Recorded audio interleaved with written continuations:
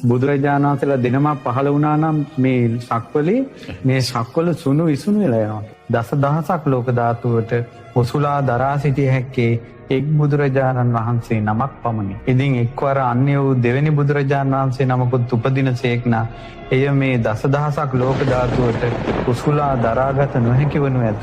සැලී යනු ඇත, කම්පා වනු ඇත, යටට නැමෙනු ඇත, උඩට නැගෙනු ඇත, විසිරෙනු ඇත, නැසෙනු ඇත, වෙනසෙනු ඇත, යහපත් අයුරින් පවත්වාගත නොහැකි වනු ඇත. හේතුව එක බුදුරජාණන් වහන්සේ නමකගේ සිරිපා විතරයි මේ සක්වලට දරන්න පුළුවන්. බුදුවරු දෙනමක් නම් මේ පොළොවට දරා ගන්න බැහැ. ඒ වගේ තමයි කියනවා ලෝකෙට එකම එක බුදු කෙනයි කියනවා දසදහසක් ලෝක ධාතු වලට පහළ වෙන්නේ.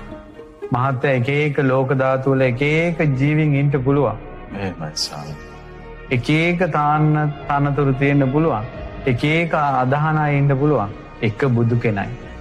අපි සරණ ගිය ශාස්ත්‍රඥ වහන්සේගේ ශ්‍රේෂ්ඨ බව බලන්න.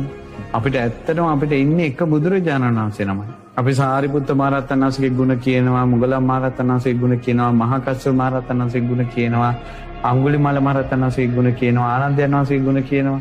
අපි ඔක්කොම ශ්‍රාවකයෝ. අපිට එකම එක ශාස්ත්‍රඥ වහන්සේ නමයි. ඒ තමයි තථාගත අරහත් ගෞතම සම්මා සම්බුදුරජාණන් වහන්සේ.